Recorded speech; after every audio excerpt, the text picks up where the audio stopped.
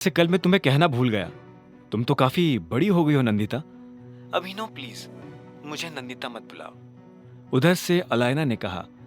अभिनव उसके मुंह से यह सुनकर एक सेकंड के लिए शांत हो गया। फिर उसने पूछा, क्यों, तुम्हारा नाम नंदिता ही तो है।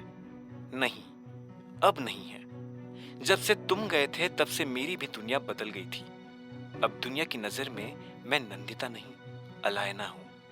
जैसे तुम अभिनव नहीं, टाइगर हो। वैसे तुम अभी क्या कर रहे हो? अगर फ्री हो तो मेरे घर आ जाओ। अलायना ने कहा। यह सुनते ही अभिनव के होश उड़ गए। अलायना ने जब अभिनव को अपने घर बुलाया तो वो हैरान हो गया। उसे समझ नहीं आया कि वो उसके घर जाने के लिए हाँ कहे या ना। जब अभिनव कुछ सेकंड्स के लिए चुप रहा तो आखिर में अलायना ने पूछा, क्या हुआ अभिनव? हाँ या ना, कुछ तो कहो। अभिनव को एहसास हुआ कि अलायना से कुछ भी छुपाना उसके लिए अच्छा नहीं होगा। इसलिए उसने अपना गला साफ करते हुए कहा, अलायना, मेरी शादी हो चुकी है। इस वक्त अपना घर छोड़कर तुम्हारे घर पर आना अच्छा नहीं लगेगा। अरे शादी हो गई है? कब और कैसे? तुम्हारी शादी कैसे हो सकती है? तुम्हारी तो अभी शादी की उम्र भी नहीं हुई है। और भूल गए, जब हम छोटे थे तब तुमने प्रॉमिस किया था कि तुम सिर्फ मुझसे शादी करोगे। अभिनव अलायना की ये बात सुनकर मुस्कुरा रहा था। अलायना के तेवर अभी भी वैसे ही थे जैसे बचपन में थे। वो अपने दिल में कोई बात नहीं रखती थी। उसे सामने वाले से जो कहना होता था वो खुलकर बिना झिझके कह देती थी। आखिर में अभिनव ने अलायना को जवाब देते हुए कहा, बहुत लंबी कहानी है नंदिता, हम इसके बारे में फिर कभी बात करेंगे। ठीक है, लेकिन फिर भी कल तुम मेरे घर आ रहे हो। हमें कुछ जरूरी चीजों के बारे में बात करनी है और इस बार मैं तुम्हारे मुंह से ना नहीं सुनने वाली हूं।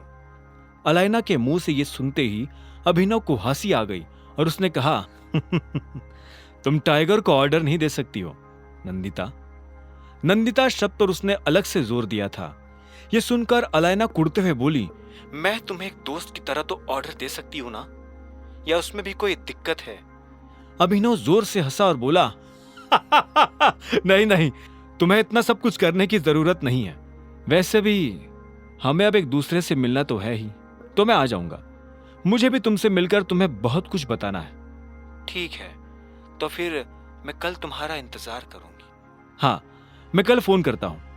ठीक है, लेकिन तुम फोन रखो उससे पहले क्या मैं ये जान सकती हूँ कि तुम्हारी शादी किससे हुई है?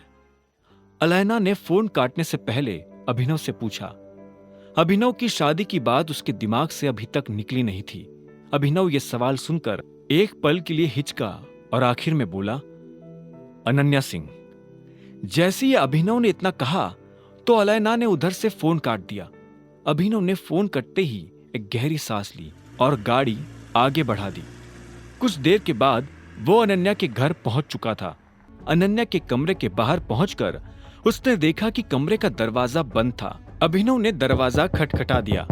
कुछ देर के बाद अनन्या ने दरवाजा खोला और बोली, क्या है?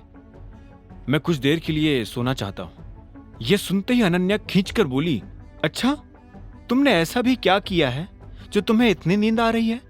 अनन्या यह क्यों कह रही थी, अभिनव को यह समझ आ गया था। वो अभिनव को कल रात के लिए ताना मार रही थी। अभिनव मन ही मन उसका चेहरा देखकर मुस्कुरा रहा था, लेकिन बाहर उसने दिखावा करते हुए कहा, अनन्या, बात समझने की कोशिश करो। तुम क्या चाहती थी कि मैं उन लोगों से जाकर लड़ाई करूं? मैं इतने सारे लोगों से अकेले कैसे लड़ता? आखिर में अनन्या ने गुस्से में अपने कमरे का दरवाजा लगाया और अंदर चली गई। अभिनव बाहर खड़ा होकर बस उस दरवाजे को देख रहा था। अभिनव फिर से नीचे उतरा और सोने के लिए नौकरों के कमरे में चला गया। वो पूरी रात जागने के बाद इतना थक गया था कि शाम को भी नहीं उठा। उसकी नींद सीधे अगली सुबह जाकर खुली। वो जल्दी उठकर कमरे से बाहर आ गया था ताकि हरदेव को यह भनक ना लगे कि वो नौकरों के कमरे में सोया था। अगर हरदेव को पता चल जाता तो अभिनव और अनन्या दोनों के लिए मुसीबत खड़ी हो सकती थी। जल्दी बाहर आकर उसने अनन्या के कमरे का दरवाजा खटखटाना शुरू कर दिया था। वो दरवाजा खटखटा रहा था, लेकिन उधर से अनन्या कोई जवाब नहीं दे रही थी। ऐसे में जब उसने दरवाजे का हैंडल घुमाया तो पाया कि दरवाजा अंदर से लॉक नहीं था।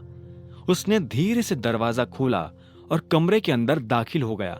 आगे की कहानी जानने के लिए देखें अगला एपिसोड सिर्फ पॉकेट एफएम के यूट्यूब चैनल पर, और द रिटर्न ऑफ टाइगर के सारे एपिसोड्स को सुनने के लिए डिस्क्रिप्शन में दी लिंक से डाउनलोड करें पॉकेट एफएम ऐप।